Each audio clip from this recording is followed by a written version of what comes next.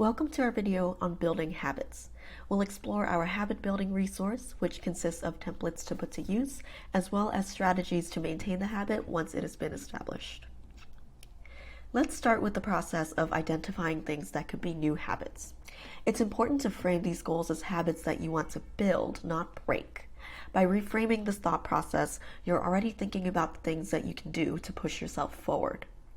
Use this first step as an opportunity to dump out your thoughts about potential habits you want to build, no matter how big or small they might seem.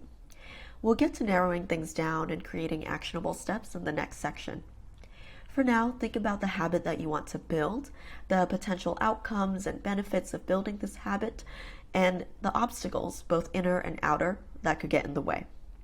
Try to keep this limited to one habit at a time for now so that you can keep track of where you are and to avoid a confusion between different habits.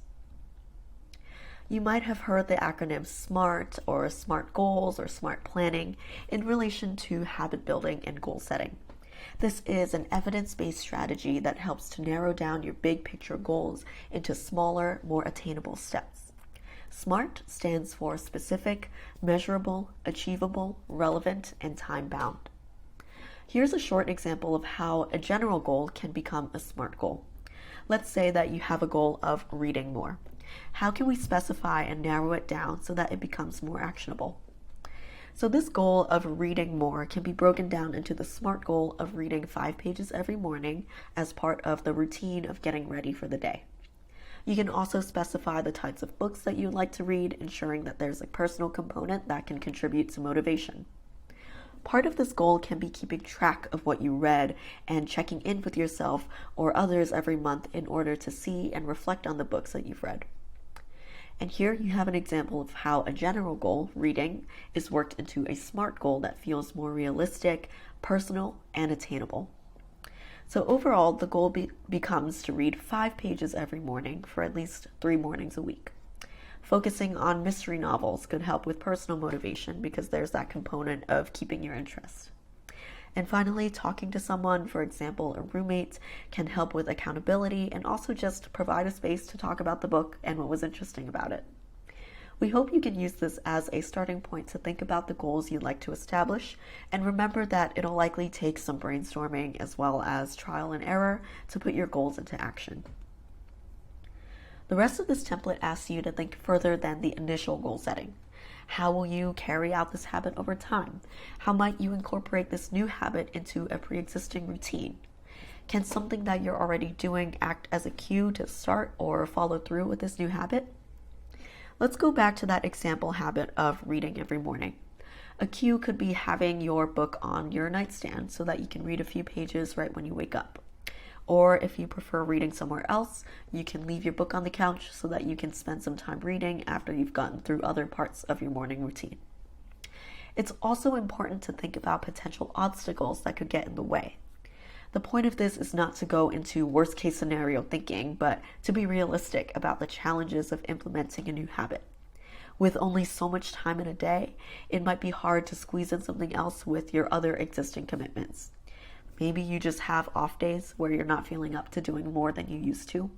Maybe an unexpected commitment came up and you have to change plans at the last minute. The goal is to be prepared for challenges to come up and to not let these obstacles completely throw off the entire habit. There are many ways to be held accountable and reminded of your goals, so you can use the accountability section to add your resources as to who or what can help check in with you. Are you working on this habit building sheet with a coach? Did you share your goals with a parent, a friend, or a partner? Once you have your SMART goal in place, are you also putting it into a digital calendar or making space for it in a planner? Since each person has their own ways and preferences of staying on track, use this section to brainstorm what would help you the most. And finally, take some time to write down the milestones and accomplishments that will come as a result of this habit. As important as it is to plan and develop habits, we also want to make sure you recognize the time and the effort that you're putting in. Remember that results can be both internal and external, depending on the habit that you're building.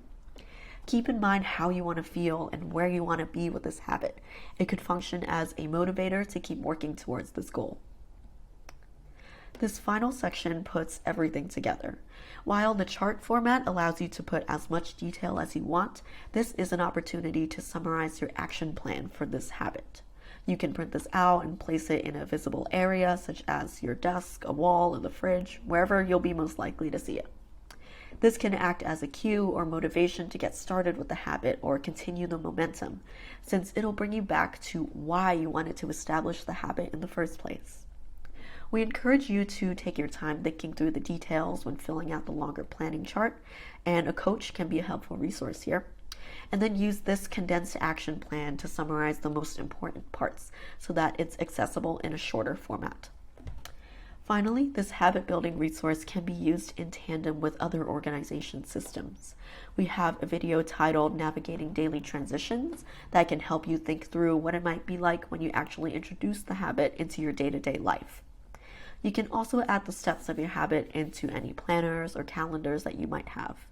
The point is to be able to use this resource as a jumping off point to integrate your habits as smoothly as possible into your already existing routines.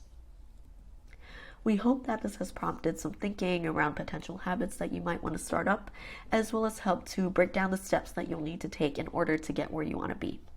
Check out our website for more resources and information about coaching, as well as upcoming events and programs.